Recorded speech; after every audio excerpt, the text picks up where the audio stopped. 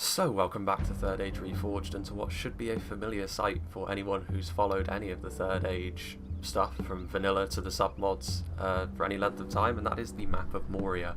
And strap yourselves in because this is going to be a long one. It says 60,000 frames and I'm sure there'll be a cut as sort of armies manoeuvre into position, but for the most part Moria does tend to produce quite long matches, and this might be the longest one I've shown yet.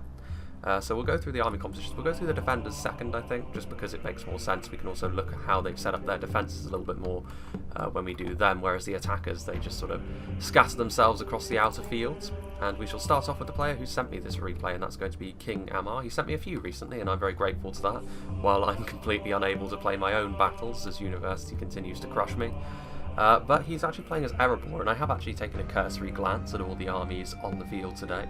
And all of the other attacking armies are orcs, so I can only imagine that Erebor have succumbed to the darkness, and they have joined the evil forces and are going to be trying to destroy their Khazad brethren and take Moria for themselves. We do have a Dwarven Catapult though, and in the enclosed spaces within Moria, the Dwarven Catapult can be very, very effective because there are fewer ways in which it can miss. Compared to on an open field where their shots can often go astray, but in the interior of the settlement that's not going to be so much of a problem. Having said that, it is still going to be a big target for other pieces of artillery that the defenders may have, and also the attackers are going to have a little bit more difficulty getting their artillery into position in the first place. Meanwhile, we also have some Ironfoot pikes. Obviously pikes in an elongated battle like this can be very, very useful just for keeping your line together. Not really for doing damage quickly, but just making sure that your line holds itself together. But in particular, I feel as though the Ironfoot halberds will also be very handy, considering Khazad make up one of the defending armies, although the other two defending armies, I think it's a 3v4 anyway, are not so heavily armoured. So in that case, the pikes should start to come into their own, but several units of Ironfoot halberds making up the second line here. Man, look at those trees. Hold on a second. Come on. There we go. That's a little bit better. Not that that's going to be too important on Moria, but even so. Why are they jungle trees anyway? Isn't this the Misty Mountains? Regardless, we have some Ironfoot warriors with the armour upgrade as well, so this makes them a very dependable line infantry unit. We'll see how well they can do against the defending armies. The Dwarven Miners, again, a militia tier unit, which is essentially a shock unit, which is kind of unique to them, but this does make them a little bit fragile, so you do have to be a little bit careful with the Dwarven Miners because they are more liable to fall apart more quickly than some other units of militia in certain circumstances, so you do need to be careful, and they're not cheap either, at 400 each. More Ironfoot pikes back here. What else do we have? Ah yes, so we've got some more Ironfoot halberds, but we've also got the Obsidian Guard, which is not where Dane is hanging out, but even so, the skill of the Obsidian Guard will be very useful in an elongated fight. And I think that's just about it. We haven't seen Dane himself yet. Ah yes, here we go. He's just a little bit further back, and of course he is going to be in the Highborns of Erebor. So the Highborns are obviously just, they're not really what you would call a standard sword and board unit, but compared to a lot of other Uber tier units, particularly that the dwarves have available to them, the Highborns can be seen as a little bit generic.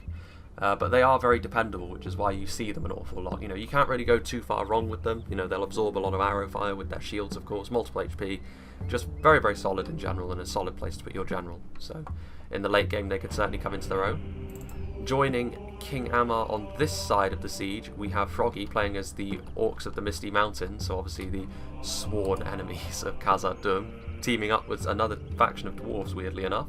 Obviously a lot of heavy goblin infantry just here as the chaff. You know, as far as a tar pit unit goes, the heavy goblin infantry could be a little bit better than they are at the moment. But having said that, they'll still do the job. Obviously, a lot of numbers. I'm not sure what the unit scaling is on. I think it's on like one stage below huge, which I'm actually quite glad for. Otherwise, the frame rate would tank in this battle.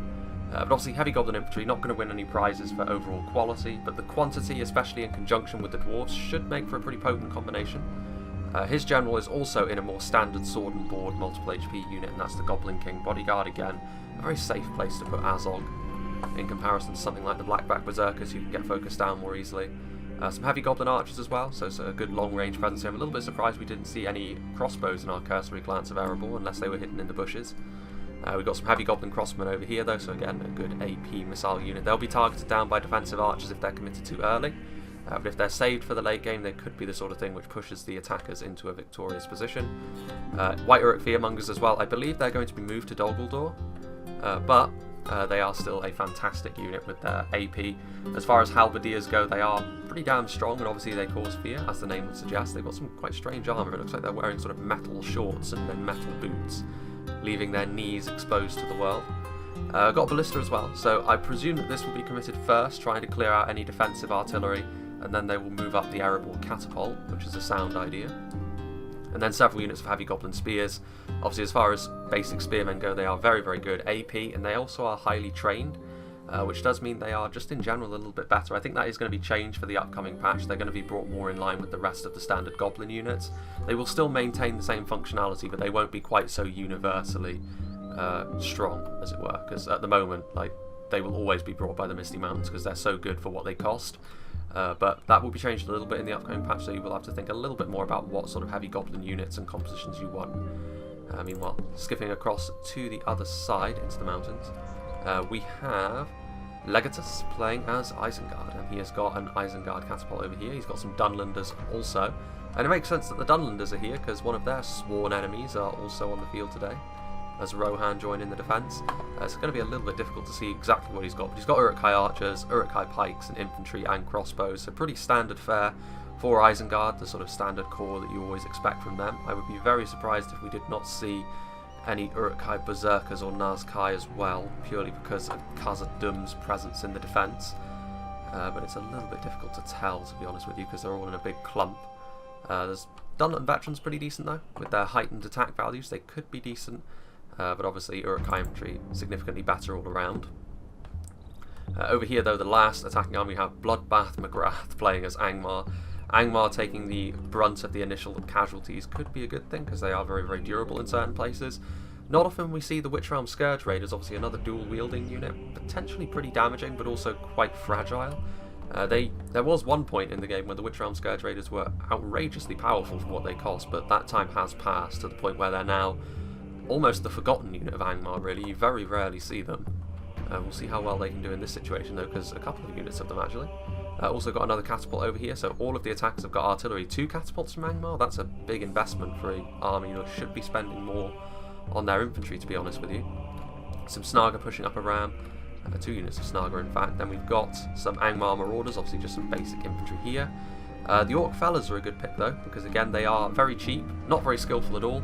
But they do have decent damage, and also that AP is really going to be helpful against the dwarves, obviously, in numbers. They will start to have a bit more of an effect. I'm very surprised that we're seeing cavalry on Moria. We've got some Angmar halberds, so we've got some Warg Riders and the Witch Realm Inquisitors now. Potentially could be a good thing. We've seen, well, we will see, I should say, because I'm not really sure in which order these things are going to come out, but the Witch Realm Inquisitors can be used aggressively because of how tough they are, and they could disrupt an initial defence through the gate. But in all likelihood, they're probably just going to get gunned down or capped out by pikemen. We do have the Witch Realm Blackguard though, which is good to see, obviously a very strong sword and board unit. And some Gundabad Guards, so a very strange Angmar composition this. We'll see how well it serves them. But now we'll look to the defences. And initially over on this side, the Bridge of Khazad-dûm, we have some Hiri Peng from Mirkwood, so 2 units of Hiri Peng, Mirkwood being played by Tic Tac. Obviously the Hiri Peng, a little bit more sort of... Mirkwood's archers tend to be sort of more cloak and dagger about their approach. The Hiri Peng are the exception to that, really. They have slightly higher armour values than the rest of Mirkwood. Good damage, obviously, on all elven archers. Pretty decent in melee as well, when they run out of ammunition.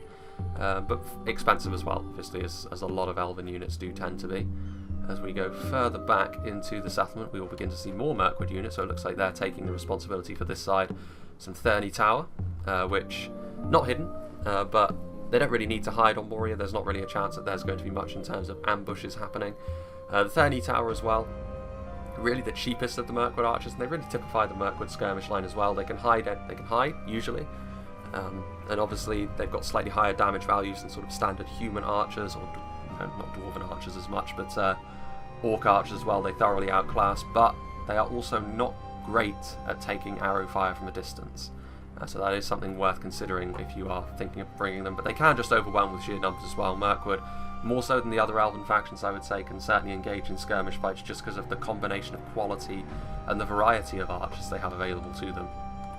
Got some Megil E. Erin, obviously the equivalent really to stuff like the Eldar Makar from Imladris or the Harlinden infantry, from Linden. The Megali Erin are probably not quite as strong as either of those two units because Mirkwood's focus is light elsewhere.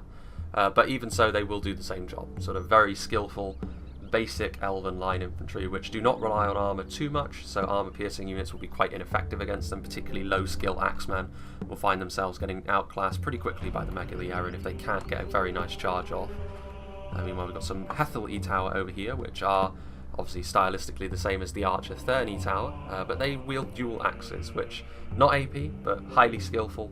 Very good ambush unit as well, because they can hide anywhere, so it means you can catch people unawares. Less so in this situation, but I feel as though they'll be a pretty good choice against both Isengard and Angmar in this situation to try and just outskill them, try and make it very difficult for their infantry to really gain much traction. A Mirkwood catapult as well, which, considering the artillery that both sides have invested in, it will be interesting to see who wins that. The defenders certainly have the positional advantage. Got the Hiri Outh as well, which as far as a sword and board unit goes, obviously very, very strong. Up there alongside the likes of the Imladris Guardians. Again, Mirkwood's infantry in that respect not quite as strong as Imladris's, because again their focus is more on their ranged units and other things. But they will still do overall the same job. And I think we've also got some Hiri Lung in here as well. It's hard to say. No, I think this is just all Hiri Outh. So all shielded units. Interesting choice indeed. And then we got some Aradirith Amon Lank as well. One of my more favoured units for Mirkwood as far as their units go. And this is obviously because they're very good at range. They can hide anywhere, just like most of Mirkwood's skirmish line. And also they pull out a two-handed axe in melee, which means they are AP in melee, which is another nice bit of utility for them. Obviously they're very expensive, as most of Mirkwood's really good stuff is, so you do have to be careful with sort of how you divvy up your funds. But even so, very, very strong, and should be very useful in melee and at range against both Isengard and Angmar over on this side. Is there anyone up here? There is. There's actually some Khazad-dûm units as well. So Koak playing as Khazad-dûm. He's got some sentries of Khazad-dûm up here on the hill, and they are being backed up by some Orc Hunters, obviously. Again, high damage, maybe not so good in terms of their armour value, so in terms of a skirmish fight, you don't want to be putting them up against something too dicey. But even so, their damage should be very useful here. They're dual wielders in melee as well. More Mirkwood units as well, more Megali Erin. And we also do have some Hiri Lung up here, so some heavy elven swordsmen backing them up. And some Thranduil Erin as well, so some spears, potentially just for some additional mass on the front line. Although in terms of spears, it's hard to get better than the 4th Legion Shield Guard as far as a sort of mainline spear unit goes, because they do not have the spear mana, so they are essentially as good as most line infantry in melee, while maintaining all of the benefits of being spears. So a joint effort there from Khazad-dûm and Mirkwood. Meanwhile back here we've got some units over here also. A couple of units of 2nd Legion Axe Guard. That AP is going to be very handy against a lot of the attackers. We do have some cavalry as well, the mercenary crossbowmen, although this could be just because Khazad-dûm do not have any foot crossbows, so they're going to be used essentially like regular crossbowmen, I would think, only they've brought their horses inside Khazad-dûm itself. And then we've got the Dwarven Elites, obviously the Mithril Guard, very strong, AP.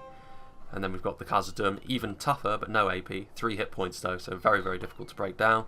And then some 3rd Legion over here. Getting into the town centre, we have some Dwarven Miners and the rest of Khazad-dûm's army. So he's also got some Legion Bodyguard, which is actually where Dane is going to be. So he's going to be able to use the Mithril Guard and the Guards of Khazad-dûm a little bit more freely, the Legion Bodyguard obviously being protected. Orc Hunters of Khazad-dûm and Sentries of Khazad-dûm once again. Some more 3rd Legion, some more Pikes. Good composition this from Khazad-dûm, I think, and they're very strong on the defence as well, as we've seen. And some 2nd Legion Axe Guard. So that will bring us to the final defensive army we're going to be seeing. This is Trebor CXV111. And he is going to be playing as Rohan, obviously. So I would imagine Rohan's units are all going to be over here, guarding against the Misty Mountains and Erebor. Hornberg Sentries, obviously good AP values. They also have great shields. I'm not sure whether they can mass push in the same way as the Blackwatch Legion. I probably wouldn't recommend it anyway, because there's not as many of them, and you don't want to be sending them into lines all on their lonesome. 2 units of them, though. Interesting choice. Some Sons of the Fallen and some 4th Legion over here with them. Rohan, you know, obviously this is, you would imagine they would be more at home in wide open plains, but Rohan can also put up a decent defence in this sort of situation as well, provided they've got the right comp. They've got some Eowyn shield mains over here, a very important part of Rohan. Axe throwers will be losing their AP in the upcoming patch, which could be construed as a bit of a downside, but they will be also getting increased damage next to javelins, increased base damage, and the Eowyn shield mains also inspire their nearby units, so that's also going to be a good thing for Rohan here. Some Riddermark archers, so just some basic archers to try and equalise against those heavy goblins. More Eowyn shield maidens, Just in front here you can see the mighty Meduseld Guard, obviously one of the strongest javelin units in the game, and when all is said and done, a very strong sword and shield unit as well, or axe and shield unit in this case. My favourite Rohan unit, the Westmark Marshals, they are not multiple HP, but these axes are going to be very, very handy against both the Misty Mountains and Erebor. I would worry about Rohan's overall ability to survive an attack from 2 armies though, we'll see. A couple of units of Helmingast, the stronger Rohan archer, they're just going to be sort of trying to provide support. Some more Riddermark archers here, and then we've got some Riddermark axemen backing up some Westmark spearmen. Good combination this, the Westmark spearmen should be able to sort of hold for a decent amount of time with their mass, and the Riddermark axemen could be able to do some decent damage while this is going on. Same setup over here. And then just in front here we got some Riddermark spearmen, so again some slightly cheaper spears being backed up once again by some Riddermark axemen. And there's a similar story on that side with a couple of units of Riddermark spearmen. So I will make a little cut because I would imagine there's going to be a bit of manoeuvring from the attackers as they sort of prepare to move forwards. And I will rejoin when the battle starts and the attackers are about to enter Moria itself. This was perhaps not what I was expecting as the first engagement of the battle. We can see that the Dwarves of Khazad-dûm actually counter-attacking a little bit into the Angmar advance forward, and that's understandable because there's only Goblin Band and Snaga here, which are, quite frankly, easy pickings for a unit like the 3rd Legion, who are already just bulldozing their way through these lower tier Angmar units, and we didn't see any Barrow Wights from Angmar either, although Isengard have linked up with them already, and Isengard should be able to back up a lot of these lower tier Angmar units pretty well. The Dwarves certainly don't want to push too far in because this is still an overwhelming amount of units they have. What is that that's firing in as well? Only Goblin Trackers. That sort of missile damage is not going to be too much of a problem for the Dwarves of Khazad-dûm to deal with. Obviously good armour values, good shield values as well. So they won't be too concerned about how this fight is going so far. And also there is a good chance that a lot of these arrows will miss their mark and hit the backs of their own men because of how inaccurate the Goblin Trackers are. You can see here in close proximity there's more Goblin Trackers. Now this is probably a little bit of a mistake for reasons which should be obvious after that hit. The catapult is much more likely to get friendly fire on your own men, and these are low tier units as well, so they are extremely likely to break. You can see the Orc Hunters of Khazad-dûm are also over here, again getting a little bit of friendly fire, but you would imagine that these low tier Angmar units are probably going to break long before the Dwarven line looks like it's flagging. There are a lot of these Dunland veterans over here though, which could be utilised moving forwards. Obviously they do carry axes as their weapon, which does mean they have a little bit higher of an attack value. Although in terms of overall quality they're probably not going to be able to do much to the 3rd Legion.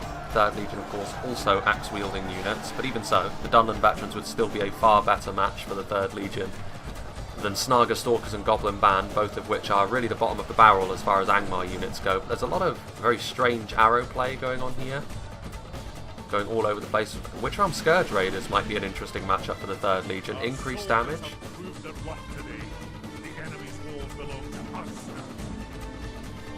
Is that really walls on Moria as such? The Snaga Stalkers trying to move back to allow the Witchrealm Scourge Raiders to get into melee. Still probably not the easiest fight for the Witchrealm Scourge Raiders, but still much better fit than the Snaga ever would have been. And also the Witchrealm Scourge Raiders is also likely to take a lot more damage from the arrows that are flying all over the place, both friendly and hostile. Merc crossbows are moving forward. Meanwhile, let's go and have a look at what's happening on the other side as the Misty Mountains getting their heavy goblins into the settlement. Some Snaga skirmishes in here as well, so some cheap javelins. Rohan, however, have got both of these banks of Riddermark spearmen on either side ready to close the jaws when necessary. The Snaga skirmishers immediately finding themselves the target of the Riddermark archers, which is very understandable. I'd be very surprised if the Snaga skirmishers move too far forward, because Froggy is probably not going to want to sort of trigger the Rohan trap, which is very obvious. As soon as he sends forward some units in here, the Riddermark spearmen will close the jaws, and Riddermark spears are sort of basic spearmen, are obviously not going to be anything too special. But against heavy goblin infantry and just Snaga, they should be just fine, especially when they're backed up in the background there by those Riddermark axes. Snaga skirmishers trying to get into a position probably to throw into the Riddermark spearmen, but Trebor is going to have none of that, and he's just going to move his units out of range of the Snaga. Meanwhile, back on the other side, where there is a more genuine fight going on, we can see over here actually that they have managed to push through. Ooh, and this is a bit of a mistake. These mercenary crossbowmen, this is obviously a misclick here because they charge right in there, and they are just going to get absolutely butchered by the units that have been sent forward. So a combination here of the Witch Realm Scourge Raiders and then Isengard sent forward some powerful Bane Guard. The sheer numbers, too much for the 3rd Legion to bear. And this is, again, a layered defence, which I've criticised time and time again. Especially when you're outnumbered like this, it just allows the attackers to send forward really strong blobs of infantry and smash through your layers one by one. I'm not a fan of it at all. Especially when you're dealing with factions like Angmar and Isengard, who can just send forward a combination of numbers and quality that few other factions can match, in this sort of sense anyway. Now the 4th Legion are obviously very strong as far as these sorts of units go. They double as sort of quite effective line infantry, but this is a lot of AP that's coming their way in the Bane Guard. And the Bane Guard are probably the most durable of all of the Isengard shock units as well, other than the Uruk-hai Berserkers and the Naz-kai, the more elite stuff. There's a lot of missiles flying backwards and forwards though, and there are some... what is that? Goblin Band. I saw the pole arms in there, but you know, the Scourge Raiders and the Bane Guard will not like being under arrow fire all that much. But you can see here the Orc Hunts of Khazad-dûm are going to be the target of the Witch Realm Scourge Raiders, and I'm really surprised that they wasted their Merc Crossbowmen like that. Again, that had to have been a misclick, because there's no way that anyone in their right mind would sort of charge right in there. Especially when you would still have ammunition at this point in time. You can see here, sheer weight of numbers coming into play. The Dunlun veterans now adding their strength to this push, and this single unit of 4th Legion is not going to be able to hold back all of these units. The most they can really hope for is that they blob the enemy up and allow this Dwarven firing line to do its work. You can see that the Thurny Tower are joining in this. So some Elven Archers obviously very, very accurate. And units like the Witch Realm Scourge Raiders are very bad under arrow fire, but you can see here the 4th Legion are trying to escape, but this is obviously just going to lead to the Orcs charging forward as quickly as they possibly can. So far, Angmar and Isengard can afford to be very pleased with how this has gone. A couple of mistakes from the Dwarven units as well, the Dwarven player as well. But here goes the 2nd Legion Axe Guard. Again, he needs to stop sending in units one at a time. He needs to back these 2nd Legion up, because otherwise all of these Orcs are just going to overwhelm them once again. A combination here of the 2nd Legion and 3rd Legion would be ideal, actually. A standard line infantry unit to do the grunt work, and then the 2nd Legion to do the damage, which certainly against stuff like the Witch Realm Scourge Raiders here. And you can see now that as soon as the Orcs realise that they are just putting up one unit at a time as a defence, the Dunlun veterans are coming right back to add their numbers to the attack. The Snaga Stalkers, again, the attackers are doing all the right things here, trying to sort of get a partial surround on the units to reduce their effectiveness. Especially a shock unit like the Axe Guard, they won't last as long in melee as something like the 3rd Legion or the 4th Legion, I should say. As the Goblin Band move forward, less of a concern, but even so. Meanwhile, what have we here? Still a little bit more tentative on this side. You can see here that Froggy, the Misty Mountains army in general, is quite eager to try and use their skirmish power, first and foremost. But it's going to be difficult for them to do that with Rohan in such an entrenched position. I mean, they might be able to get some kills here on stuff like the Riddermark Spearmen, but quite frankly, as long as Rohan can sort of preserve the lives of their shock units, like their Axemen, which they have taken a couple of losses on actually, but if they can keep these units in working order, that's going to be the primary thing. The Spearmen are just there to hold the line. The Axemen will be the primary damage dealers against a lot of these goblins, but that is a lot of arrows here flowing into the heavy goblin infantry as they charge forward. They see a little bit of a gap here, and this is the problem. You know, Rohan very eager to try and dodge the Misty Mountains skirmish forces, but this is allowing Froggy to just punch right through the middle unopposed. Although the Riddermark Axemen are going to be able to intercept this, and obviously the Riddermark Axemen with their AP values, especially when they get a nice charge off like this, and they stopped. Why would you do this? That's a disaster. Like, it's not, the Riddermark Axemen should still win that, but why on earth would you stop there? That doesn't make any sense at all. I really get exasperated when I see what some people do. They could have done so much more damage than that to the heavy goblin infantry with a nice swift charge. I think now is the time when they need to commit one of these units of Riddermark Spearmen to surround these 2 units of heavy goblin infantry as they charge forward, because they're shaken. It's not going to take all that much to kill them off. And I think that might be what's happening. Riddermark Axemen are charging forward, and without the defences that those heavy goblin infantry were providing, Rohan are now going to be able to charge in there. They do get a nice point-blank shot onto these Riddermark Axemen, But it's very unlikely that these heavy goblin archers are going to stay too long in melee against Riddermark Axeman. And here Trebor doing the right thing this time, pushing through, getting into the Snaga. There's a lot of units coming their way though. Could be enough to finish off this one unit of archers, but they definitely don't want to chase those Snaga too far, because Froggy is now sending forward some more heavy goblins, including the Spearman. And this is definitely an overwhelming force as far as these Riddermark Axemen are concerned. Meanwhile, let's go back over here and see how the Dwarven defence is getting on. Finally we can see, well, kind of. I can't help but notice that the 2nd Legion seem to be gone. And this once again means that they're just putting up one line at a time. Now Khazad-dûm's infantry is good enough to the point where this is going to cover the problems with doing this up a little bit. But the 3rd Legion and the 4th Legion now holding the line. Dunland veterans, you can see that Isengard sending the Dunland veterans in once more to try and overwhelm this Dwarven defensive line. Not really anything too... this isn't going to affect the outcome of the overall fight too much, you would imagine. Again, this is just the initial sort of trading of initial units. Still some Goblin Band on the front line. I'm surprised they're doing so well against the Dwarves. Or staying alive against the Dwarves, I should say. The Scourge Raiders doing the business on the front line as well, but just a lot of arrow fire coming in here. The Orc units are now starting to get a little bit shaken. They've taken a lot of losses. The Dwarven line is still holding pretty firmly. And they're going to need some more units to come forward. This is where the Barrow Wights would have been ideal, because they would have still been standing firm, standing strong. And it's not often you see Angmar without the Barrow Wights these days. Meanwhile, I think those Riddermark Axemen, yes, they did retreat. There's only 64 of them remaining at this point. The Snaga skirmishers once again finding themselves the target of the Rohan skirmish line. This assault honestly didn't go all that well for Froggy. You can see that there are several Axemen corpses lying around here.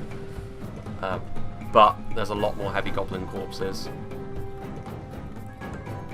So that's a bit of a win for Rohan. But Rohan do need to be careful. I'm honestly surprised that the attackers on this side have not been a little bit more aggressive, to be honest with you.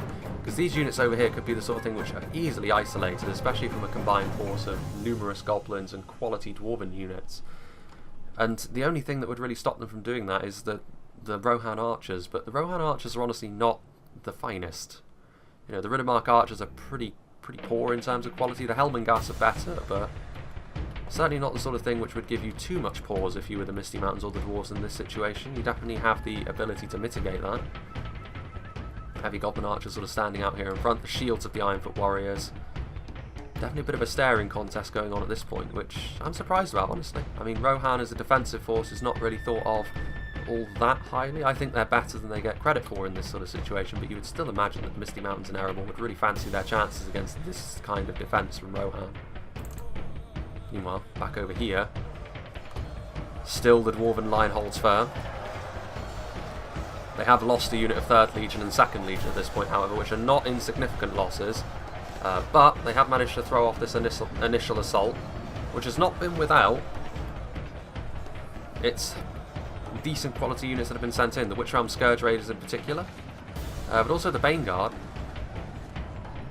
So now they're pulling back. Oh no, here are the 2nd Legion. I'm talking rubbish. I'm not sure what the Dwarven player is really doing here. He's sort of trying to sort of pull out and then pull back in. I mean, I suppose he's trying to get the charge damage of the 2nd Legion off, which is, fair enough, but when you pull out of combat like that, you take unnecessary losses. There's also some Thurney Tower here, who presumably are out of ammunition. They've got their swords out at this point. And Elven archers in general, just because of their slightly higher skill values, tend to be better in melee than archers of other factions. The same can be said of the Orc Hunters as well, dual wielding with their axes as they are. 2nd Legion now on the front line, and obviously Dwarven Axeman, some of the finest around, and the 2nd Legion in particular, pretty tanky as far as things go, and they are now getting back up from the skillful elves as well. They may be elven skirmishers, but the Thurney Towers should be able to stand pretty firmly against Angmar marauders, and sort of, well, the Dunland veterans are slightly more of a danger, but more of them coming forward. You would imagine that this line is still going to hold, so Angmar and Isengard, despite initially looking pretty good, slowly but surely they've lost a number of men to the point where I would say that the defenders can afford to be fairly pleased with how things have gone over here. Meanwhile, once again, what is this? The Heavy Goblin Archers charged in. What they would be able to do is honestly very limited. They're broken and fighting to the death. The Riddermark archers getting into a closer position. They're going to be firing point blank into this line here. Although, to be honest with you, all of these units pretty much are shielded. So the amount of damage the Riddermark archers in particular, lower damage archers from Rohan, I believe they only have 4 missile damage. The amount of kills they're actually going to get here is probably going to be fairly limited. But by the same token, it's still putting a little bit of pressure on the attackers. I mean, they can sort of sit here and take it, but that's still damage they're going to be taking. And of course, when the Riddermark archers run out of ammunition, that's more chaff that they can send forward. Here come the heavy goblin infantry trying to charge forward. Presumably they're going to try and close the distance with those Riddermark archers. Is this going to be the moment where the attack begins in earnest on this side as well? The Riddermark archers are going to try and retreat. Bit of interesting pathfinding there from the AI. And once again, the Riddermark axemen charging down. And yes, now we do have a genuine assault, and this is where Rohan is going to need to get everything in order pretty quickly, because otherwise these initial units over here will probably be overwhelmed. The Riddermark spearmen having to go up against Ironfoot warriors. Ironfoot warriors certainly superior in a melee fight than them. Here come the Riddermark axemen charging in over here. What are they going to do? The Riddermark axemen are going to be the key for Rohan here, because their AP damage could be the sort of thing which gives Rohan a good victory here, or if they're not quick enough on the uptake, they could, you know, everything could fall apart very quickly. You can see here that the indecision from the Riddermark axemen, they're being made to pay for it because they're already shaken. This unit of Riddermark axemen needs to get in here. It's no use keeping them in reserve.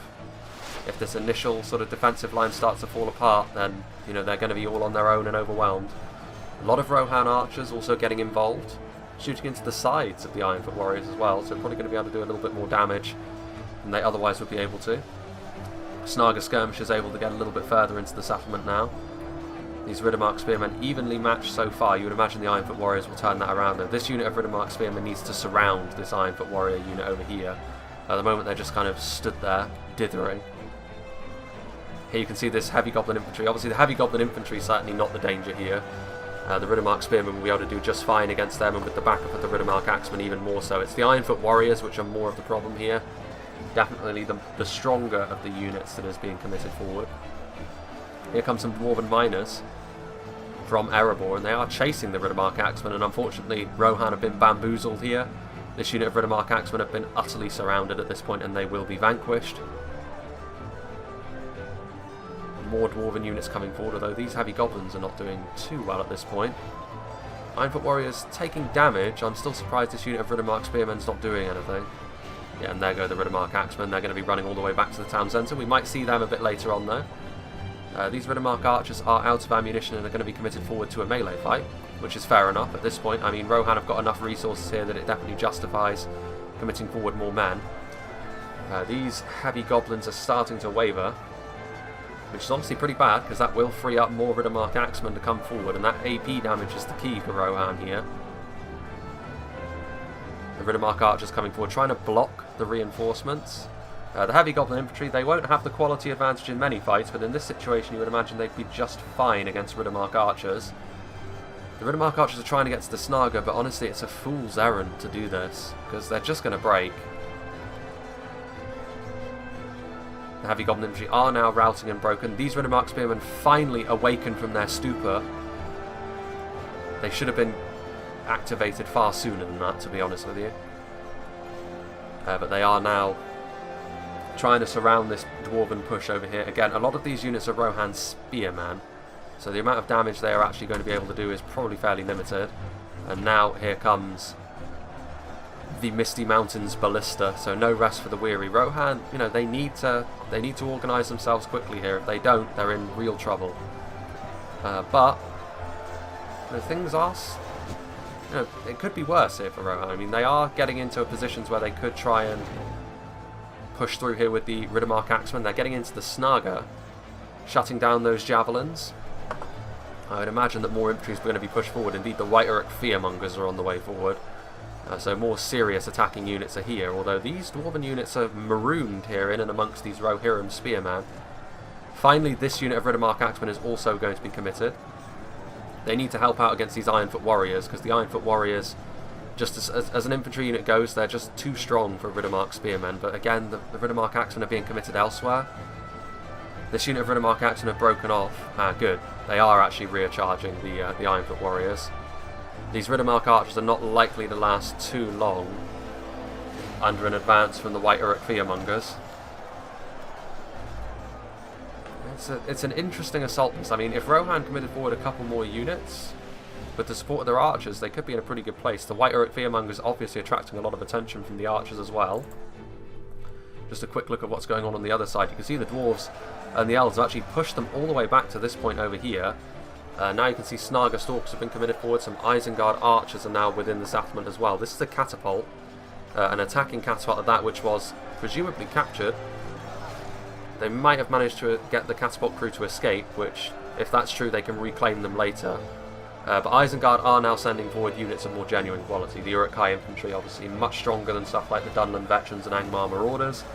They're still going to be going up against 2nd Legion, and I think this is the mistake the attackers are making here. The 2nd Legion are going to be able to mulch their way through low-tier units all day long.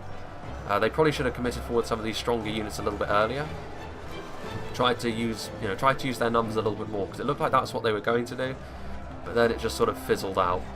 But they are now going to force the dwarves into a bit of a retreat with a lot of Uruk-hai infantry, and we'll probably start to see the bridge of Khazad-dûm become a little bit more of a flashpoint as this carries on. The White Uruk fearmongers taking continual damage from the Rohirrim skirmish line, but here you can see the Riddermark axemen doing the business against the Ironfoot warriors.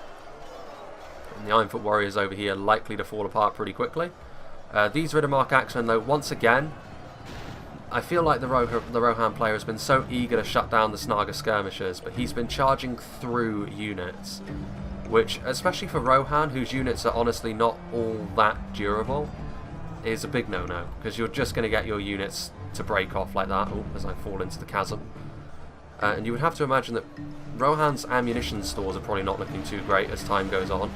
And yeah, if you wanted to kill off the Snaga skirmishers, the best way to do that in this situation would be with your archers, not with your infantry. Your infantry needs to try and hold its shape against these units, particularly when a unit like the White Uruk fearmongers is being committed forward. You know that playtime is over, and that the attackers are eager to get this initial defence out of the way. And in fact, I feel as though this initial Rohan defence is probably coming to the end of its lifespan. It's not been a total loss for Rohan over here, but I definitely feel as though the attackers can afford to be fairly pleased with how this has gone. You know, you can see again the Rohan player is trying to move his units while they're in combat, and this is just causing them to waver.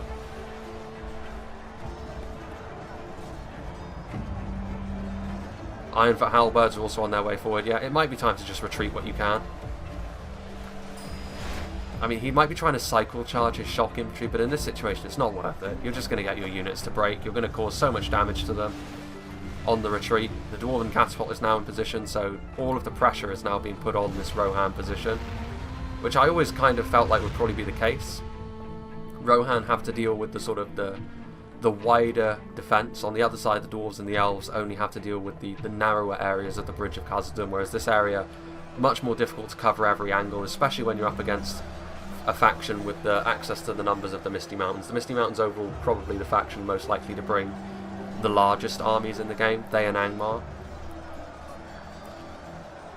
And Rohan, you know, they have the numbers to match that, but they certainly don't have a humongous quality advantage like someone like the elves would have. And that very densely packed formation over there is almost certainly going to be the target of the Dwarven catapult, which so far is missing its targets. Riddermark archers committed forward to melee. Again, not exactly the last word in terms of quality. These Riddermark spears are holding though. You've got to give the Rohan spears their due. They will stand and fight for a fairly long period of time, and they've done a good job here. There we go, finally a hit from the Dwarven catapult, bisecting the Riddermark axemen and the Westmark spearmen. Here we can see that the Ironfoot halberds have come forward. These Riddermark spears over here have really done well against a unit which is significantly better than them at fighting other infantry. The Ironfoot warriors, obviously the stronger unit in terms of an infantry fight, but the Riddermark spearmen did well. You can see here the heavy goblin spearmen forming up the centre of this assault. The Riddermark axemen are coming back, another charge in here. The White Uruk fearmongers have taken damage, but probably not enough to justify all of these losses from Rohan. Again, the arrow fire is still flowing back and forth. These very depleted units of Riddermark Axemen coming forward, trying to sort of patch the lines up. Rohan is still holding a line, which is, you know, impressive in its own right. Again, another... Well, they routed immediately. These Riddermark Axemen do charge into the side. The Riddermark Archers, really the only thing stopping all of these units from just flowing in and then surrounding all of the sections of the Riddermark lines. The Snaga, the target of the Rohan Archers. Meanwhile, let's go and see what's happening on the other side, and you can see now the Bridge of Khazad-dûm is the site, and you can see here the defence on this hill able to shoot into the sides of these Uruk-hai infantrymen. Catapult action happening over here. I would imagine that is certainly Rohan. Mirkwood pulling their catapult back after they start losing the advantage to the Isengard and Angmar artillery lines. This front line over here, a combination of all of the rather battered dwarven units which were holding the line initially, being backed up now by Megil e Erin. These Uruk-hai infantry also taking side shots from the Orc hunters up there on the hill, which obviously means that this fight is only going to go one way. A difficult task here for Isengard and Angmar. It certainly looks as though the defenders have decided to try and stop Isengard and Angmar early, try and crush them first, and then hope that Rohan can weaken the Misty Mountains and Erebor enough for Khazad-dûm and Mirkwood to then win the fight there. And now here comes the rout from Rohan. The Riddermark Spearmen and the Riddermark Axemen did their best. I feel as though Trebor could have handled that a little bit better. I feel as though he could have... You know, he didn't need to charge his men through those units often, because it just led to so much more damage. He pulled his men out too quickly as well. Like, cycle charging with shock infantry is all well and good, but when they're sort of engaged in melee, when you pull them out, they're just going to take damage. And now the problem is these two units of Westmark Spearmen have got no support from armour-piercing units, and they're just going to be pushed out the way by the sheer weight of numbers. The Helmingas are going to try and get in here and support, I suppose. But Rohan are in trouble. Rohan certainly do not have the manpower to hold off the Misty Mountains and Erebor for too much longer. And these units of Westmark Spearmen are probably going to have to be used as a rear guard here. Sacrificial units as they retreat back up to the town centre to try and force their allies to give them a bit of assistance when the enemy are knocking on the door of your town centre. Heavy Goblin Spearmen and Ironfoot Warriors. The Westmark Spearmen obviously stronger than the Riddermark Spearmen, but they are still spears nonetheless. So the amount of damage they are going to be able to do is still going to be limited. Especially with White Uruk Fearmongers on the front line, although they took a fair amount of damage on the push forwards. Heavy Goblin Archers and Ironfoot Crossbowmen, so they did have some Ironfoot Crossbowmen, unsurprisingly. They were just hidden in the trees. And they are going after Westmark Marshals, I think. The Rohan player really needs to get some of his units behind cover here. He needs to decide what he's going to do, whether he's either going to commit forward and try and hold in this area with all of his might, or whether he's going to pull back, because trying to go for the pick and mix approach like this is not the way to do it. I've said time and time again, it's definitely the wrong thing to do, and I will say that until the day I die. Therney Tower and Megil e Erin still holding the line. Again, a fairly limited force over here. Some fire arrows going into the Angmar catapult over here. Only 7 of them remaining. Goblin trackers and Uruk-hai archers. So I would imagine at this point it's probably going to turn into a skirmish fight, because the attackers over here have got a lot of cheap archers which they can use to try and equalise against the elves and against the dwarves, although the positioning here of the elves and dwarves is really working against the attackers. We'll see now, I guess, whether Angmar's cavalry can really do anything. The Warg Riders are going to try and smash their way across the Bridge of Khazad-dûm, which is honestly probably not going to lead to all that much, because there are 4th Legion Shield Guard in there. And with that anti-cavalry, probably not going to go too well for the Wargs here. Still just arrows flying back and forth. Yeah, I think the Wargs realise that this is probably not the best way to go about things. But even over there, there's Thandra and Erin over there as well. So Elven Spears or Dwarven Spears, take your pick. And the Wargs obviously not great under arrow fire when their HP is expended, and already they've just been absolutely pounded into the dirt. Unfortunate for them. Well, they do get a charge. But the Magyar Yaren sort of holding, it was a fairly tame charge. It didn't actually get any kills at all. And they broke. Unfortunate, but still. More Uruk-hai infantry moving forward. We'll see how well they're getting on in a moment with the support of that artillery.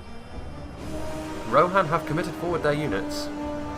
That surprises me a little bit, actually. Helmingast, Riddermark Axemen, Riddermark Spearmen, trying to hold the line and succeeding.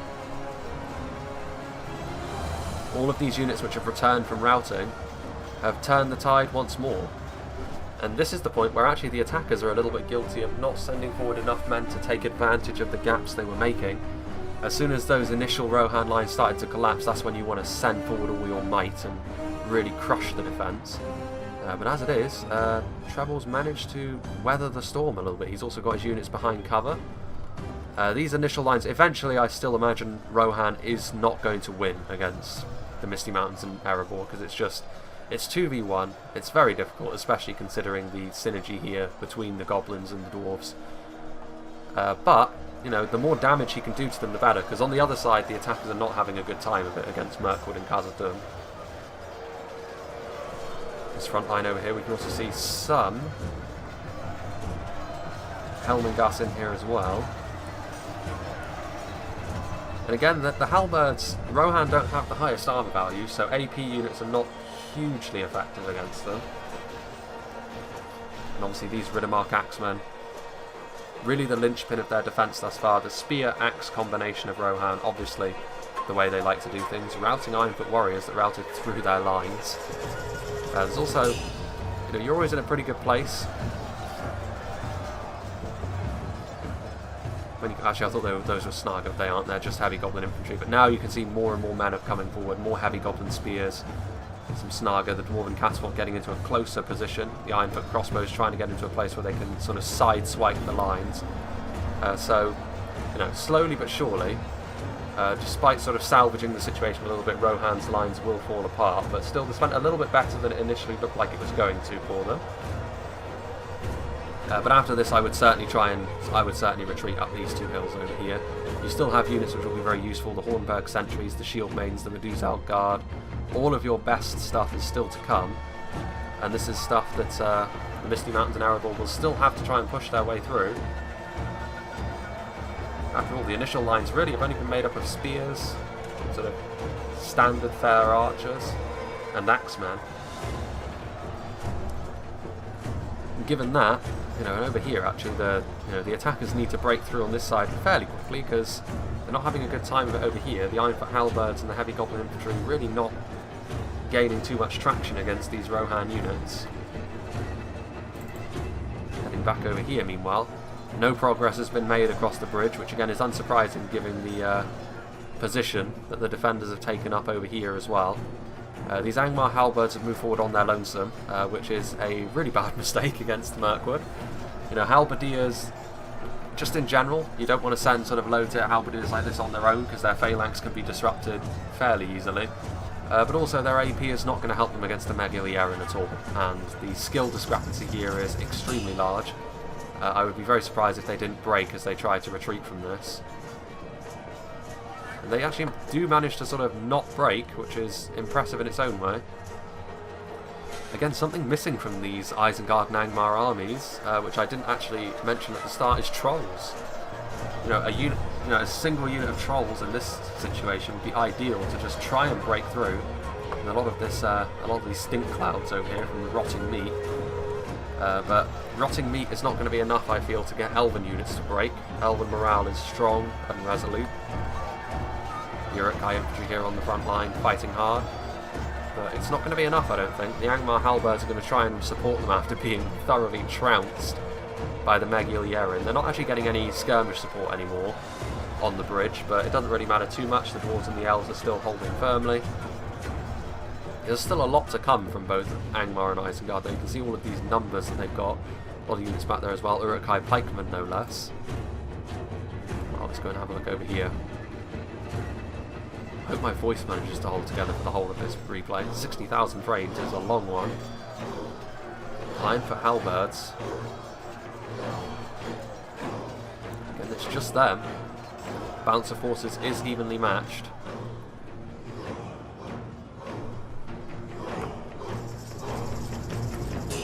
Ooh. I'm going to cut that sneeze because that would be extremely horrible to listen to. Right into the mic. Meanwhile, heavy goblin archers moving forward on their lonesome. I'd be interested to see how Rohan get on with this. I've always thought it would be interesting if someone took a unit that could hide anywhere and put them over here, because this is a part of the map which is never explored really, this little nook. And then in the late game surround the attackers. But Rohan don't have any units that can hide on the field today, so it's a bit of a moot point really. The Snaga are pushing through, and at this point the Riddermark Spearmen broken and fighting to the death. Vanquished, and this is going to allow both Erebor and... what are they doing? Please don't. Not like this. Well, they're going to charge into the heavy goblin archers, to be fair.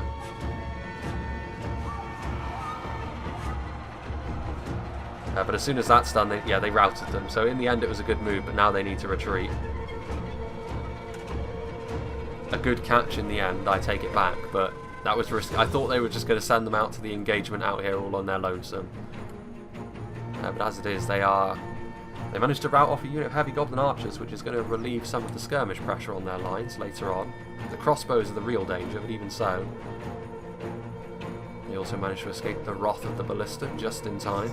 I'm surprised Rohan is not retreating up here, because if he stays here he's just going to suffer the same fate that the Riddermark Spearmen earlier on suffered, where they were kind of hemmed into a corner. Meanwhile, once again we're seeing artillery fire being traded back and forth, more Uruk-hai infantry being committed to the front line, and this is prompting the Hiri Peng up there on the hill to start firing into them once more. This defensive line is on its last legs though. At this point it's not going to take much more pressure from Angmar and Isengard to actually break through here, but this is still a lot of damage that this Uruk-hai is taking. Isengard and Angmar have certainly had a pretty rough time of it so far. Good use here of this hill. Very often you see the defenders just sort of abandon this hill and try and hold this section at the top. But this more forward thinking from Mirkwood and the Dwarves has helped them a great deal here in holding the Bridge of Khazad-dûm, because still Angmar and Isengard have not managed to get too far into the settlement. Proportionally, it's probably the same amount as their allies over here, but, well, actually, I'd say that their allies are significantly closer to the town centre than they are. These Ironfoot crossbows trying to get into a position so that they can just sort of fire their missiles, but they are... That was a cancelled shot actually, because they started moving. They lost their bottle. That isn't going to be enough to break a unit of Ironfoot crossbows, to be fair. These Westmark Marshals, however, with that AP. Again, Rohan is allowing the attackers here to try and engage in this skirmish-like phase of play by not retreating to an area where that would be more difficult.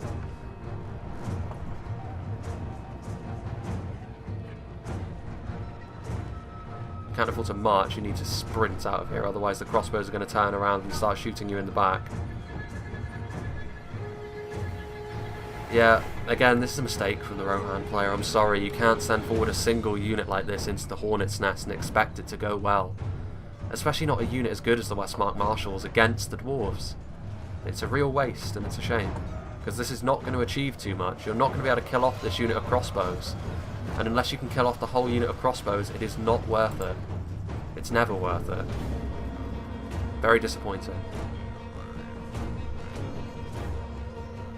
Again, I feel like I'm being very critical of the Rohan player, but he is making these sort of small mistakes.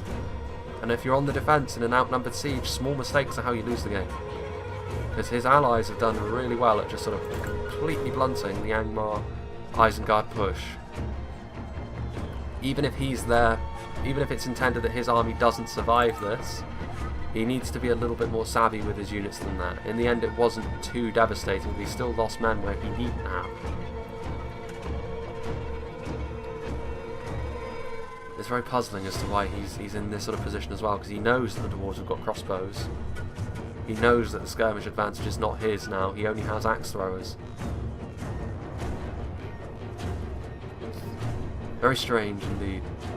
Regardless, we are more than halfway through, and as we can see, the attackers have lost far more, but you would imagine, again, as is often the case, that that will probably turn around as we get further into the battle.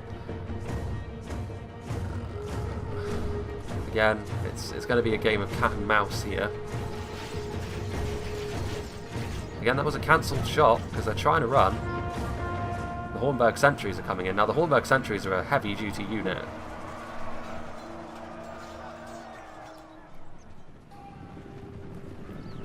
Lots of AP damage is going to be being dealt out here. Again, by the same token, I'm actually quite surprised that well, the attackers on this side have actually got most of their units inside the settlement at this point, and honestly, it's not too much. They've got a catapult, they've got more crossbows back here, the highborns, the pikes. Where'd the Obsidian Guard go? They're going to be around here somewhere, right? Blackback Berserkers. Goblin King Bodyguard. Well, there's Blacklock Engineers as well. That's a unit which, honestly, seeing the Blacklock Engineers should be the only thing Rohan need to see to get the hell out of here. Because the entirety of the rest of their army could be really have their talons clipped by the Blacklock Engineers. It could be so devastating. And now you can see that this is the trap. Is Rohan going to fall for it? Because the Blacklock Engineers are ready. As soon as a Rohan infantry unit tries to close down the Ironfoot crossbows, the Blacklock Engineers are going to be there. And they are going to lay waste to the Rohan units. And the Rohan player has, well, he's going to fall for it, hook, line and sinker. Blacklock Engineers a little bit too close though. A point blank shot into the Hornburg sentries. Rohan are now coming forwards. And now here comes the infantry, here comes the Blackback Berserkers. There was no way this was ever going to go well for Rohan, to be honest. Regardless of what they did, now the infantry is just going to come crashing forward and they're going to overwhelm the Rohirrim. If they're going to do this, they're going to need the support of the Shield Maidens and the Medusa Guard to do the damage to the elite units. Because the Hornburg sentries are not going to be able to take on 2 units of Blackback Berserkers at once. Ugh, layered defences. It is the bane of my existence. Look at these Shield Maidens doing. Ah, finally we have movement.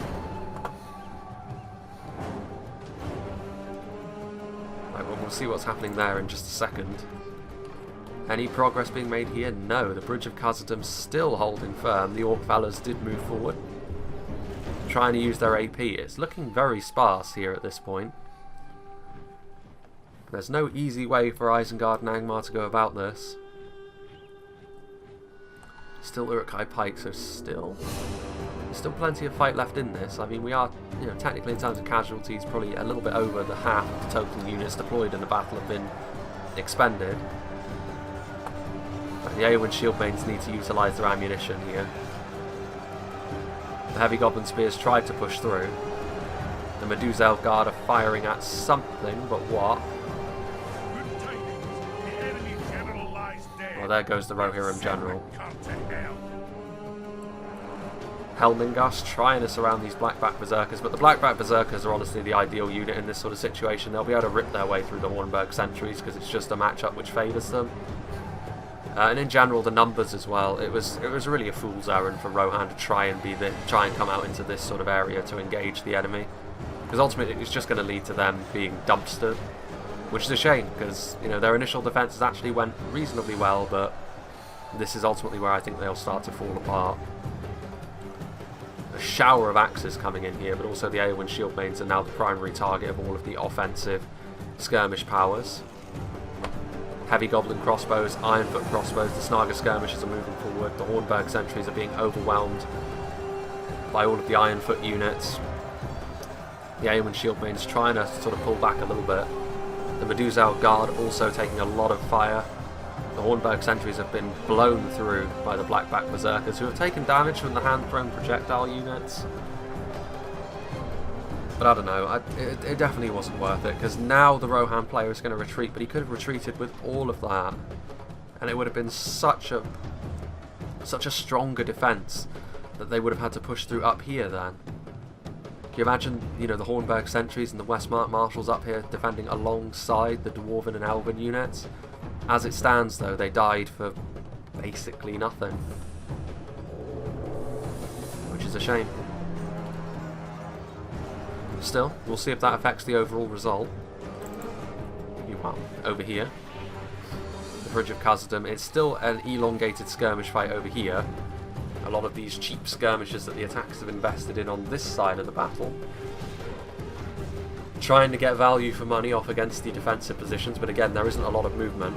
And as Erebor and the Misty Mountains push forward, Isengard and Angmar will need to do the same to put pressure on the defenders from both sides.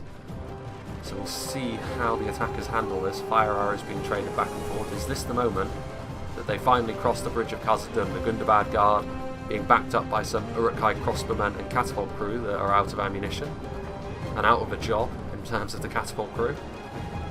There is honestly not a lot of infantry left, but once again, that lethal position that the Hiri Pang have taken up, they're shooting into the side of this assault once more.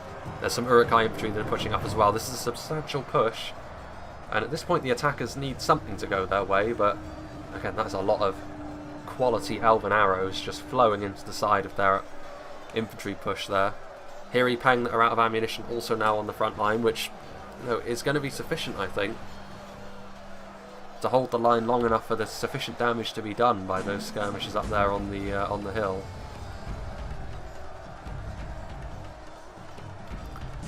Some Orc fellas are heading over there, but again, it's a Mirkwood front line over here, which means that AP units like the Orc fellas, not ideal. Their lack of skill is going to be exposed horrendously by a unit like the Megil Yeren. There's an artillery piece which is on fire. Certainly Angmar and Isengard's job's been very difficult over here, but I can't help but feel as though, Barrow Wights or Trolls would have made their lives substantially easier. At the very least, they would have made the Elves and the Dwarves sweat a little bit more, especially with the Barrow Wights, I feel. But even just a unit of basic Trolls, would have disrupted the line, done enough damage to the point where they could have pushed through this area a little bit more quickly. But as it is, no such luck. I can't imagine this is going to go too well here for the Orc fellas as they go up against Thranduil's retinue. And yeah, things are not going well. Defeat is a distinct possibility. One by one, these elven swordsmen are carving their way through these trashy orcs. Well, let's go and see what's happening on the other side. See the initial probing units being sent forward by Erebor and the Misty Mountains, who are victorious down here. They don't have an awful lot left. They certainly need Isengard and Angmar to do something on the other side, to have something left to help them attack the town centre, because there's still units like the Guards of Khazad-dûm, the Mithril Guard, the Legion Bodyguard, the Aradirith Amon Lank. All of these units, also a lot of sentries of Khazad-dûm as well, so in terms of a pipeline, this is not something that the forces on this side of the battle can be assured of either, because up until now, the Erebor Phalanx has been able to fight Rohan at their leisure. Rohan, of course, do not have any pike options. This is a very strange decision. These Ironfoot pikes being sent forward as sacrificial lambs, and immediately being destroyed unless they're trying to just sort of coax the pikes out of formation. The Snaga are here, and that is what they're doing. But to be fair, the Snaga are not in the ideal firing position either. A lot of these javelins going into the dirt. And these pikes, not in the ideal position. There's also no infantry over here which was able to take advantage of the fact that the pikes have been sort of bunched out of position, and now they're just going to retreat and wall up their line. Meanwhile, still, archer forces trading blows. The catapult crew is now the only thing actually holding the line over here, although the Hethel E Tower are now moving forward, so still the Bridge of Khazad-dûm has not truly been breached by the attackers on this side. Some Goblin trackers have been committed forward over here to support the Orc fellas, but again, you're going to need something with a little bit more oomph than Goblin trackers if you're going to defeat Elven units of the quality of the Megil Yeren. Again, that's only basic Elven quality, but Goblin trackers, it doesn't take a genius to figure out that they're not exactly Guards of Khazad-dûm level quality in melee. Now I feel as though the elves are actually out of ammunition over here, which is probably why the Hiri Pang are coming. Well, actually no, they don't have their blades out, so they should still have a couple of volleys left in them. So I'm surprised they're not actually shooting into the side of that horse over there, and indeed now they will be. The catapult crew. It's just the Heatherly Tower, and now, once again, the support from those elven archers. Or the Witcher and Blackguard are on the front line as well, so you would imagine that this is where Isengard and Angmar have finally had enough. They want to get across this damn bridge, and even with the support of the Hiri Pang, I don't feel as though the Heatherly Tower are going to be able to hold against a push of this magnitude. So we could be seeing the final phase of the battle get underway fairly soon.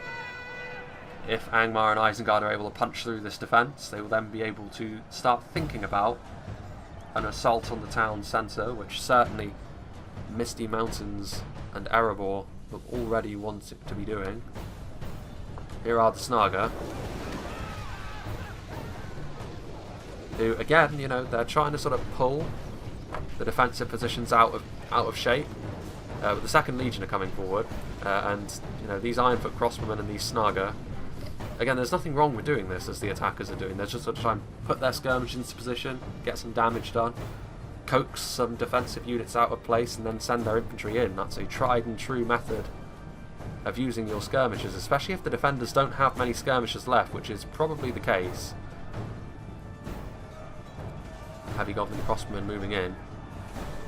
But really the best thing the defenders can do... There's some Eowyn Shield Maidens.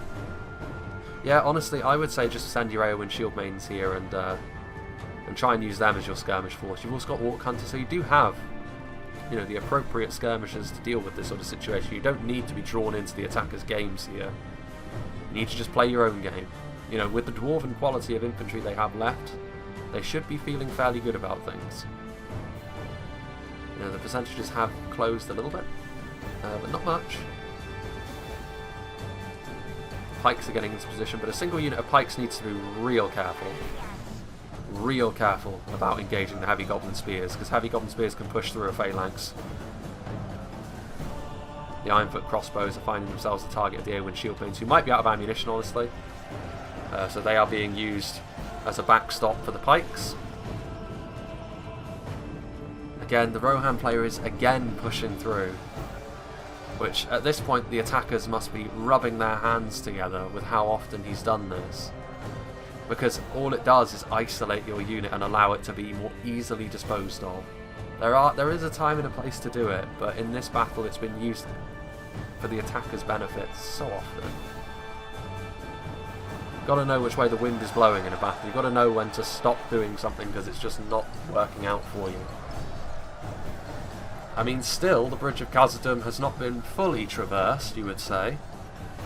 Unit Megal Yeren coming to the aid of the Heatherly Tower. The Hiri Pang probably out of ammunition at this point, and I mean, here, in the later game, a unit like the Witcher Inquisitors could be just the ticket for smashing through some of these areas.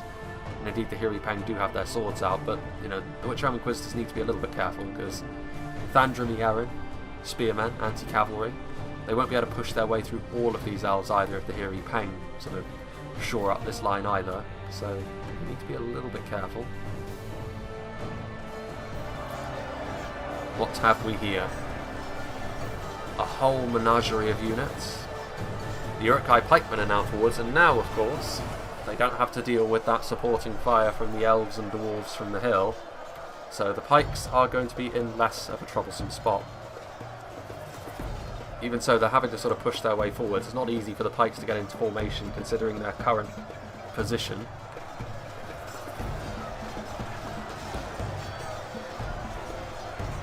The White Hand banners slowly but surely creeping further and further into Moria. Let's see what's happening over here though. Again, going forwards, and you know, as long as they push as a unit, the defenders, that's fine. Pushing out individual units is not the way to do things. The Second Legion are on the front line, and their AP is going to be incredibly handy. The Eowyn Shield Maidens managing to sort of manoeuvre themselves around, making sure that no infantry can attack them now with the support of the dwarves. And now the crossbows are being engaged in melee. That's exactly what they want, although they're getting point-blank shots into the Eowyn shield maidens.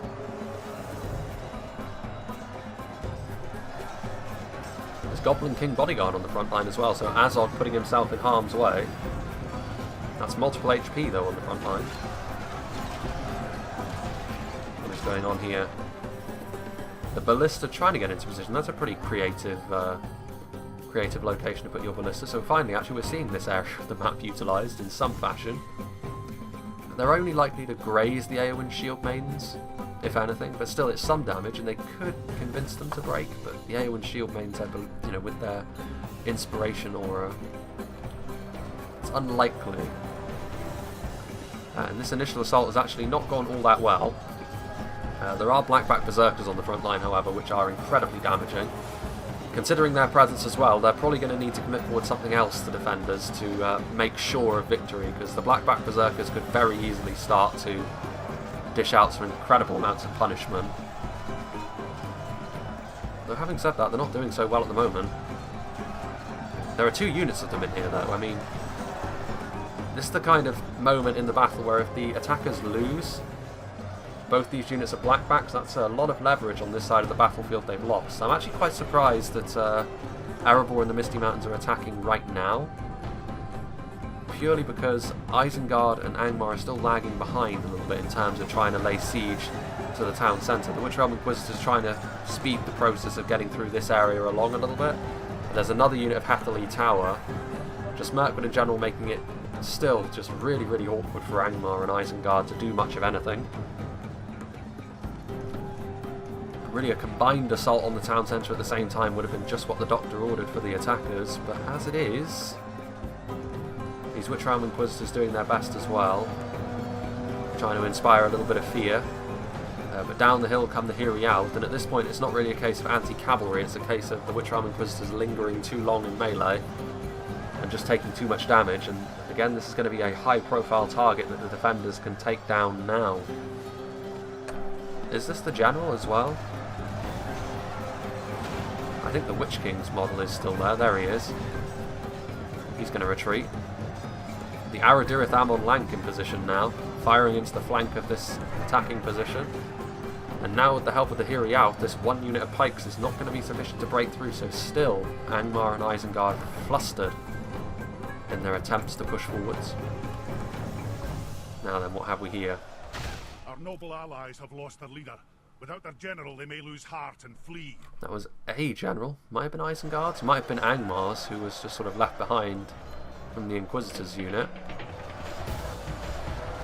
Blackback Berserker still defeat seems certain. The Hirialt taking a large amount of damage from the Ballista, and again, if you get coaxed into a trap that obvious, you really only have yourself to blame. So the attackers at this point trying to sort of again pull the defenders out of position. Use the Ballista and the crossbow. Here comes the Eowyn shield mains. The crossbows still trying to do their damage. The Blackback Berserkers, they've turned this fight on the front line around now. It's only pikes that are really in position. Orchunters of Khazad-dûm and Eowyn shield mains charging down the hill. Skirmishes that are out of ammunition. So again, not as big a loss if the Ballista does manage to get them.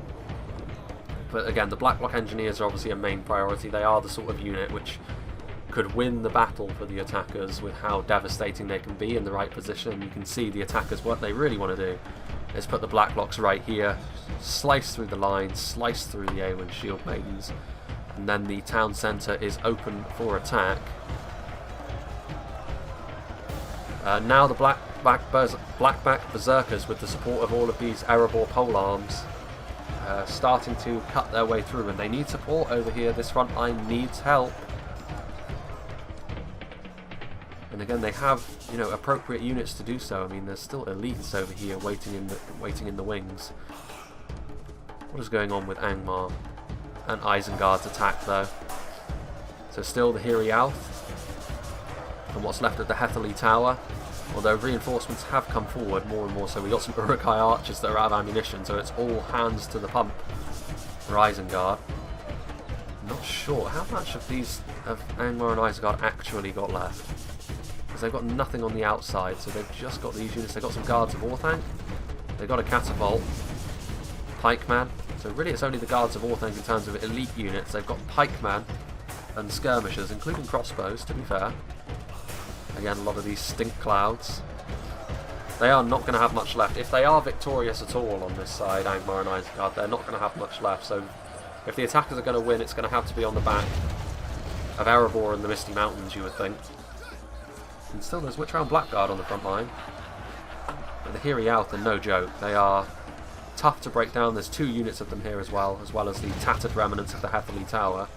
There's still that force up on the hill as well, which when the time is right, if Isengard and Angmar send forward absolutely everything, might be time for a bit of a counter-attack and surrounding motion over here, which you would imagine would free up all the units that are back here. You can see here some Heatherly Tower, the 2nd Legion Axe Guard, trying to hold the line still. What is going on down here?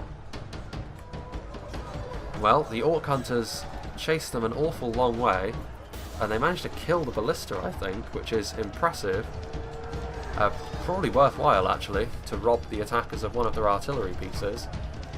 They are also trying to kill off as many of these Snaga as they can, but at this point anything they can achieve really is a bonus. And they routed anyway, so it's a moot point, really. What have we got here? Ironfoot crossbowmen in melee against a couple of Shield Maidens. Eowyn Shield Maidens coming forward. The Medusal Guard trying to get into a position presumably to fire, but again, I'm left a little bit frustrated with the defenders because once again they're just sort of sending forward a singular unit to try and hold back the Horde, and this is how they lose the game. If they keep doing this, then the Misty Mountains and Erebor will just be able to, one by one, slice their way through.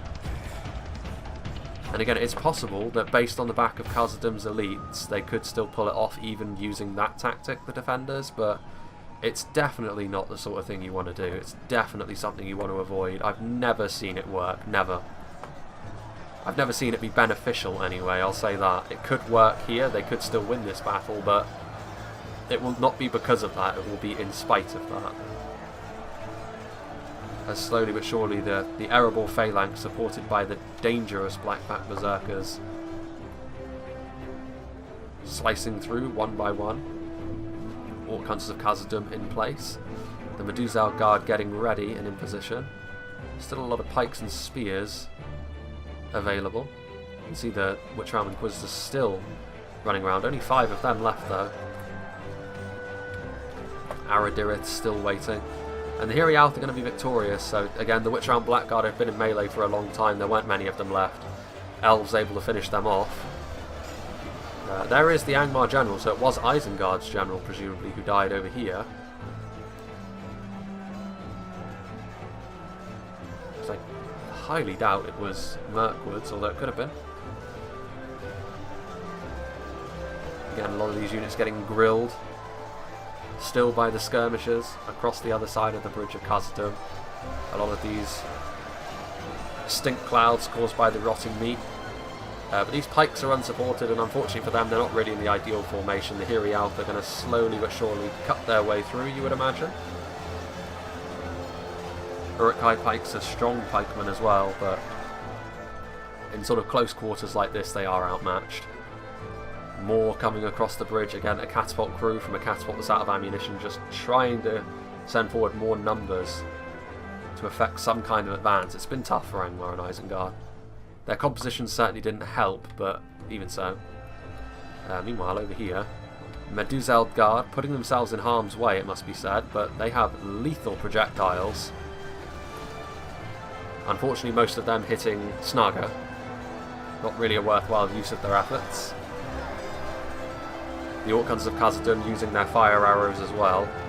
And now another front line is being formed by the 4th Legion, but I implore the defenders, please send forward more than one unit at a time. The enemy is no longer in command of the city. The Medusal Guard getting into melee. There's only 15 of them, but they are a significant powerhouse in melee as well. Well, that was pretty brutal. That was some friendly fire and... what was that? Well, the Snaga skirmishes are broken at least. The Ironfoot pikes are also broken, so the friendly fire in that case was certainly worth it. And that might be what they've been angling for all along. Just sort of sending forward a single unit, blobbing up the enemy and then shooting. The enemy is no longer in command of the city. The Blacklock engineers trying to kill off the catapult crew, and they're being rather successful at it so far. Now we can see a lot of movement. Is this going to be the moment? Is this going to be the mobilization of the defenders, where they sweep the attackers from the field? Looks like it, because there's Hiri Lang coming to the front line, which, considering all the punishment the Blackbacks have taken, is not going to be something they will easily dispatch. There's also Legion Bodyguard. This time, will Balin manage to defend his home? There's some Hiri Lang going down this way as well, taking some damage from the Blacklock engineers as they do so. But I think they're eager to hold this line for longer. All of the infantry over here has been mopped up, the Witch Realm Inquisitors taking more damage, and there goes the Angmar General. We must avenge and let our allies lose heart. Angmar don't have all that much left, I must say, although this is pretty good for the attackers. The Uruk-hai crossbow's in a good position, so these units are just going to retreat, I would imagine. Although they need to run, otherwise the crossbows are just going to absolutely machine gun them down. So still Angmar and Isengard not really able to push their way too far forwards. And now here is the front line. See a combination of the 4th Legion and the Hiri Lang. Trying to fight here on the front line is the Ironfoot Pikes and the Blackback Berserkers, but they're running out of steam. They were able to push their way through the outer defence, but they don't have too much left in them, you would think, and at this point the attackers are going to be relying on their skirmishes, but even then I don't think that's going to be enough. I think the Dwarven Catapult crew has sort of retreated a little bit. There they are, going to remount their artillery piece, because they were finding themselves the target of all of these crossbowmen from both Erebor and the Misty Mountains, but I think again maybe a bit of overcommittal here on skirmishes, because at this point they would really want, you would imagine, a little bit more Erebor infantry, which, you know, to be fair, they've got stuff like Obsidian Guard on the front line, which is certainly no joke, but they're still going to have to beat their way through all three of Khazad-dûm's strongest infantry units. Well, you'd have to question whether or not they can survive the AP of the Mithril Guard. And just the 3 hit points, can they break down the guards of Khazad-dûm at this point, considering all of these supporting units? Orkans of Khazad-dûm up here on the hill. I think the catapult's lost actually, because it's doing the classic medieval 2 artillery swivel, where instead of going in the direction you want it to, it just sort of spins in a circle for about 5 minutes, allowing itself to get destroyed. So that's unfortunate for the dwarves, but honestly that one hit that the dwarves managed to land, where it broke the pikes and the Snaga, might well just prove to be enough of a contribution here. Meanwhile, here we can see that finally, Are badly blooded. They have lost half their men. finally, Isengard and Angmar able to get out of the initial section, and they're going to come in here to the pillared hall. But having said that, they're still going to have to fight their way through yet more units. There's that catapult as well, which could be utilised against them. There's a lot of units left in reserve up there, including the Aradirith, some Dwarven Miners even. Bit of militia in the late game. Heavy Goblin Crossmen being committed to the front line. These pikes are pointing the wrong way, which is a strange one. But not that it matters too much. The combination of 4th Legion and Hiri Lang on the front line proving to be just fine and dandy. The Obsidian Guard are very tough to bring down in a sustained melee fight with their overall defensive values, good skill from dual wielding, good armour of course, just from being dwarves. They're trying to pull back. Here is the Dwarven Catapult. Horses! Our foe has taken control of the city. I found the defenders' decision making in this battle thus far to be rather questionable, so I will be interested to see what they do when faced with this. And they're pushing forward.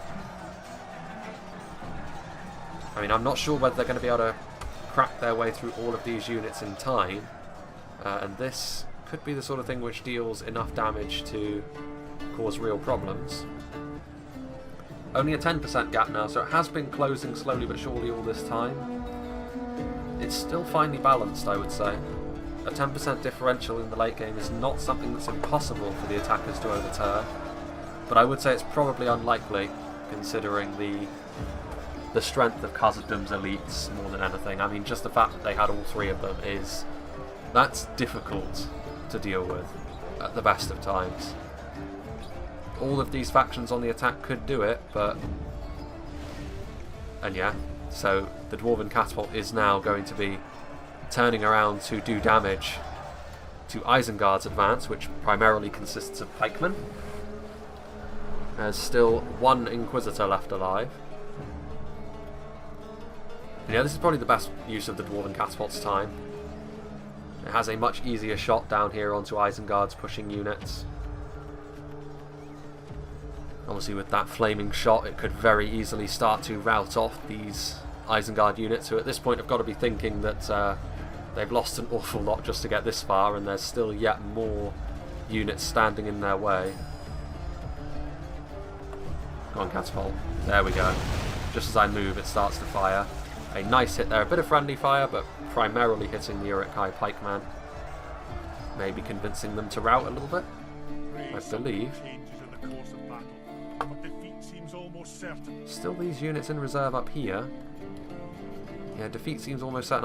I would agree with that. I mean, I would certainly back the defenders in this position just because, you know, Khazad-dûm, very, very strong. But we'll see. Yeah, and again, you can see here that the Hiri Lung do manage to engage the catapult in melee, preventing them from firing. Hiri Peng also moving forwards. At this point, just to solidify this position, I would send forward one of Khazad-dûm's elites, or maybe even the Medusau Guard, only 9 of them, but still, acts as a nice linchpin. And the Obsidian Guard will be able to sort of slowly but surely mulch their way through all of this, you would imagine. Although, if they take friendly fire from their own Blackwatch Legion, perhaps not. What on earth was that? There was an arrow that went flying into the distance over there, wasn't there? Very strange indeed. Ironfoot Crossbowman. Yeah, it's mainly crossbows at this point. At this point, it's the Obsidian Guard and the Blacklock Engineers sort of carrying the hopes of their team on their back. More or less runs the final 10,000 frames as well, so there is still a fight to be had, but I think we're going to see a defensive victory. In spite of all of my lamentations about their decision making, they are going to pull this out, I think. And I feel as though there is a rather important reason for that, and I will go over that when we get into the selection screen, whether or not the defenders end up winning or not. Crossbowman got a decent shot there on the Hiri Alth, which honestly, slowly but surely, these Uruk-hai pikemen might be able to advance into the town centre, cause a bit of chaos of their own. But, as I'm sure you can see on the minimap, there's these sentries of Khazad-dûm heading around. One player has admitted defeat, and it's not Angmar or Isengard, so I would imagine that that would be Froggy, because I don't think he's got any Misty Mountains units left. So the Misty Mountains, the first ones to fall, which, considering the punishment that Isengard and Angmar have been taking, is somewhat surprising. Some guards of Orthanc over here as well. But as I was saying previously, these sentries of Khazad-dûm are getting ready to surround this section over here. That was fairly brutal. Again, a little bit of friendly fire, but a lot of that is Uruk-hai that is now crispy. And now the surround is going to be completed. A unit of sentries of Khazad-dûm slowly but surely moving into place. If they get a poor engagement against the guards of Orthanc, they'd still lose that. That's not really the important thing. The important thing here is that Isengard and Angmar's final forces are pretty much marooned. Unlikely to affect too much of an advance. There goes Dane. The Medusau Guard chopping him down. The Highborns of Erebor are now in melee. Again, a strong infantry unit. It's actually rather likely here that Khazad-dûm won't even commit a lot of these units over here. You can see that this is all that they have left in reserve, all 3 of their very elite units. The Obsidian Guard, still victory seems certain, but again, even if they were to fight their way out of this with the support of the Highborns, doesn't matter too much with all of the reinforcements. Orc Hunters over there. Megil and Erin are going to be moving over to support the front line against Isengard. I'm surprised actually that the Highborns have not been on the front line for all that long, and Dane died almost immediately. the Black Locks are now also on the front line, maybe trying to get into a position where they can fire. Dandrimieren also being committed to the front line, not the most damaging unit that is left alive, but even so, at this point, just sheer numbers mean that the attackers are unlikely to be able to do much. And here we can see that the crossbows prevented from firing from the sentries. Isengard sending forward their guards of Orthanc to try and push through once and for all, but I think that they're just going to be denied this entire battle. I feel as though Isengard and Angmar are not going to be able to get to the town centre. Then again, neither did the Misty Mountains or Erebor. They never actually got into the town centre itself. All of these casualties were caused by ranged units, I believe. There's no orc dead bodies over here, I don't think. Actually, no, there is. There's Snaga. Some Snaga managed to reach the promised land of the town centre. There goes the Dwarven Catapult, but ultimately not going to be enough to turn this fight around all by its lonesome, I don't think.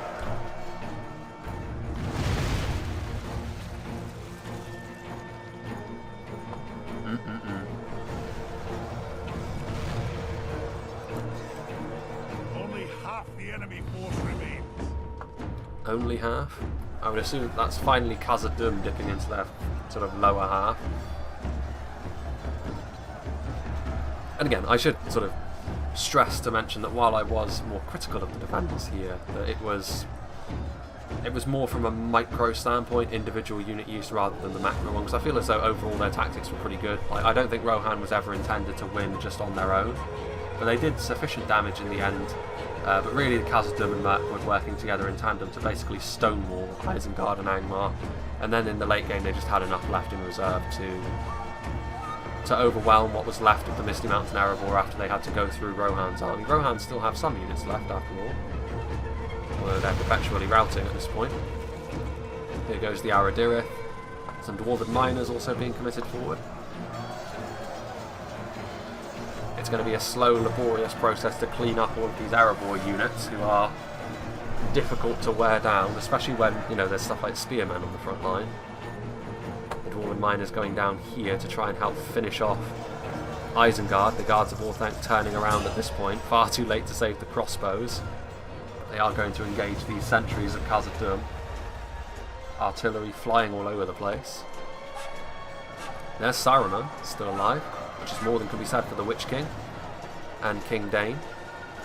The Aradirith coming forward, obviously the AP on their axe is going to be very, very handy at cleaning up these pesky Uruk-hai, as will the AP on those miners' pickaxes, strangely enough. Still those Goblin trackers, they're wavering. I think they're the only Angmar unit that is left alive, trying to get some more kills here and there.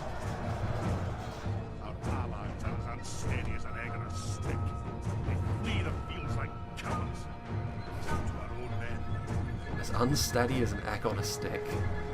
Well, there goes the last of Angmar's units. The Goblin trackers were wavering, so it's not too surprising considering they were the last Angmar army.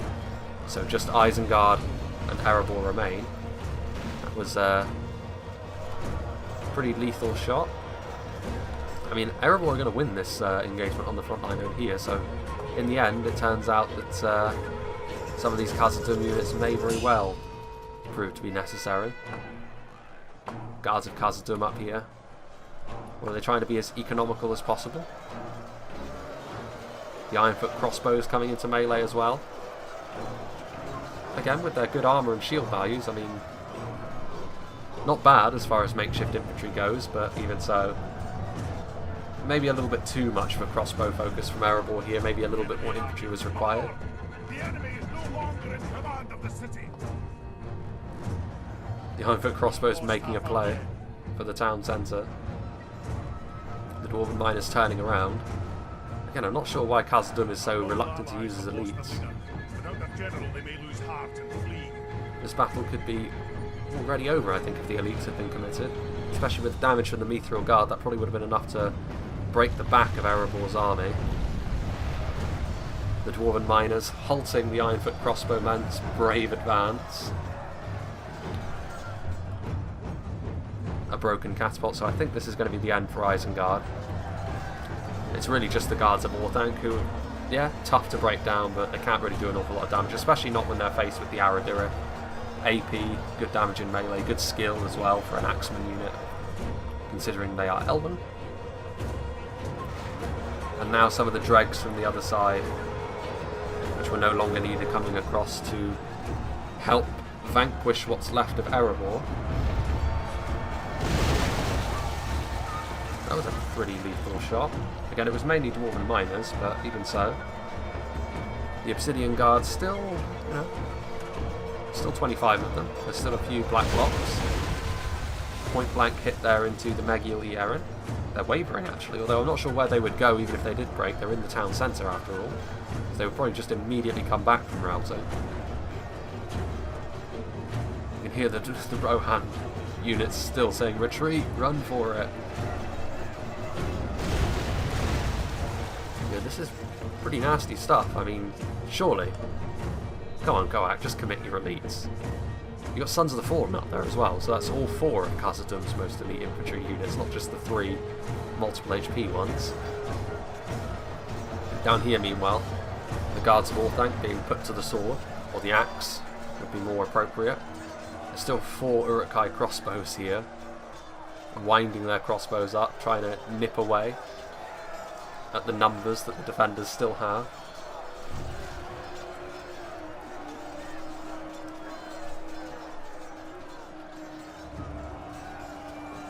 Guards of Orthanc actually wavering. I think Saruman is dead. I cannot see him alive anymore, and he sticks out a fair way. There he is. There is his corpse. Alas, poor Saruman.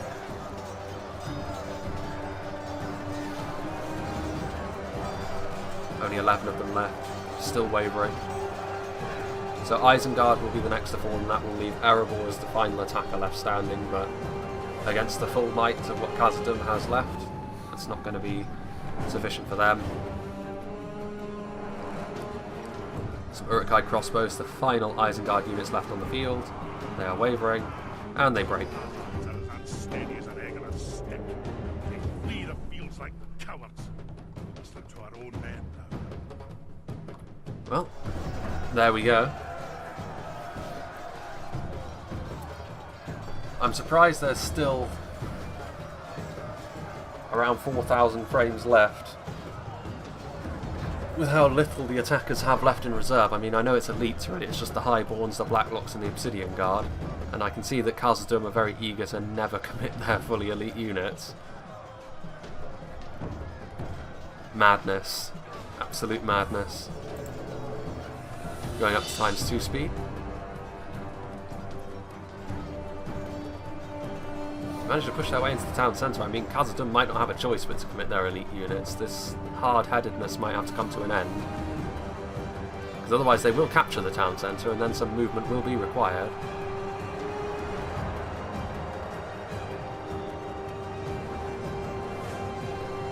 Some Aradirith here, lining up for a nice charge, I presume.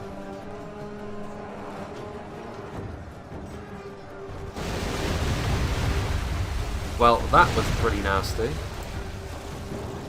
The catapult scything through the Aradirith Amon Lank.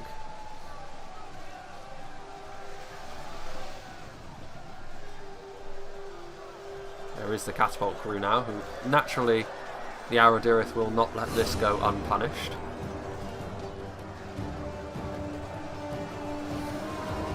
Defeat seems certain for the sentries of Khazad-dûm. What's the deal with these elites up here then? What are you going to do with them? Their presence is required, and they are just sort of hanging out, getting fat and lazy.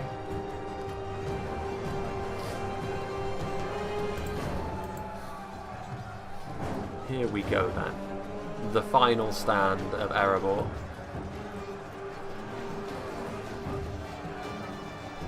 There goes the Aradirith.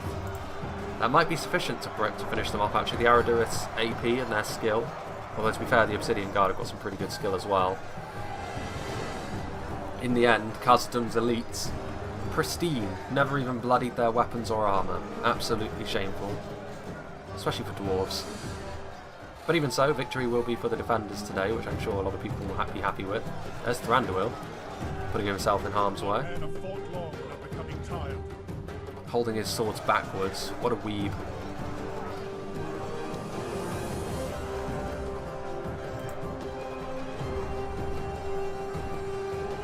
7 highborns.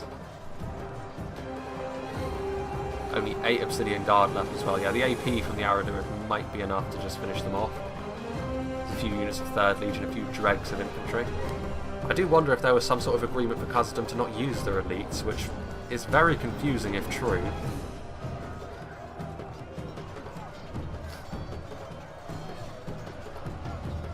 But yeah, the elites, well, the AP I should say, from the Aradirith, enough to defeat the already battered dwarves. All their HP, to be fair, had already been expended. They're all exhausted as well. Unable to sustain. Thranduil in harm's way. Will he survive this battle? It looks like it, with the support of his guard. Those mallets are not going to be enough to beat Thranduil, unfortunately, for the Blacklock Engineers, as he continues to strike at people with the pommels of his swords.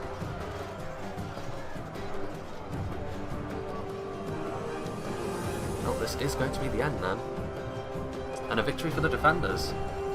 And for the, mostly good factions. Only one good faction on the attack, Erebor, fallen to the dark side. Dane swearing loyalty to Sauron, I would assume. Trying to claim the replete stores of Mithril. But unsuccessful. Balin this time was successful. Next time it will be our foe that sups from this most foul. Even if Balin himself never actually did any fighting, he left that all to Thranduil and Theoden. Having a look at the kills, Khazad-dûm still getting the most kills, despite never committing his elites, which I think that goes to show how strong Khazad-dûm's infantry really is, and why they are going to be dialed back a little bit in the upcoming patch. Erebor and Misty Mountains getting the most kills again, not too surprising, because Rohan had by far and away the most men deployed for the defenders, and also just the fact that they didn't have quite the same level of horrors to go through that Angmar and Isengard did, which they had to go through a Mirkwood Khazad-dûm defence, which was very well constructed for the most part. Despite some initial fears of mine that they were going to go for a fully layered defence, they did not. And obviously those skirmishes posted up on the hill is also probably why Khazad-dûm had a nice kill count as well as Mirkwood. Rohan getting some good kills in spite of my lamentations of a few of their decisions. Ultimately it didn't really matter. Having a look at some of the kills, Blacklock Engineers getting the most, it seems, for Erebor, which again, not too surprising, obviously very, very deadly. What did the crossbows do? Crossbows, a bit mixed. The catapult doing well in the late game, but by then the battle had already really gotten away from the attackers. The Highborns and Obsidian Guard also pulling their weight in the late game. But overall the kills were relatively evenly spread. Obviously the Misty Mountains doing their bit in melee as well. But I feel as though where the attackers truly lost this battle was in the compositions of the Isengard and Angmar armies, though in particular Angmar. Angmar's composition was pretty poorly suited for this battle in general. Cavalry on Moria is not really going to net you too much in the Witch Realm Inquisitors and the Warg Riders. That is going to be a significant investment that you put in. Not really worth it. His infantry as well, not really up to too much in melee. The construction of it wasn't really what you would expect. You would expect the Barrow-wights and the Trolls on Moria. The Barrow-wights obviously just to be in a sort of very grindy infantry fight for a long time, which is what you expect on Moria. And there's very few units in the game which you could say are better at doing that than the Barrow-wights. In terms of just staying alive and occupying the enemy, there is none. And then the Trolls, obviously, when the time comes to break the lines, the Trolls would have been invaluable on the bridge there, because they wouldn't have fallen too quickly to the arrow fire, and they would have done a significant amount of damage to the relatively bare bones defence that they had going on over there. And that's something that Isengard could have contributed to as well. Obviously the Trolls are the white hand. They might be derpy looking at the moment, but they are still very strong in melee. So I feel as though that was probably the mistakes, or really the composition phase was where Angmar had a little bit wrong. Isengard 2, a little bit surprised not to see Uruk-hai Berserkers. That's a bit more of a minor point, but even so that would have been a little bit more useful. But yeah, very good battle nonetheless, very enjoyable. A long one as well. I'm not sure how long this has actually run, probably close to an hour and a half even. But yeah, I hope you enjoyed seeing Moria again. It's been a little while since we've seen it. The defenders win as well, which I'm sure we'll find, most people will find quite agreeable. So yeah, I hope you enjoyed this, and I hope you will join me for whatever is next.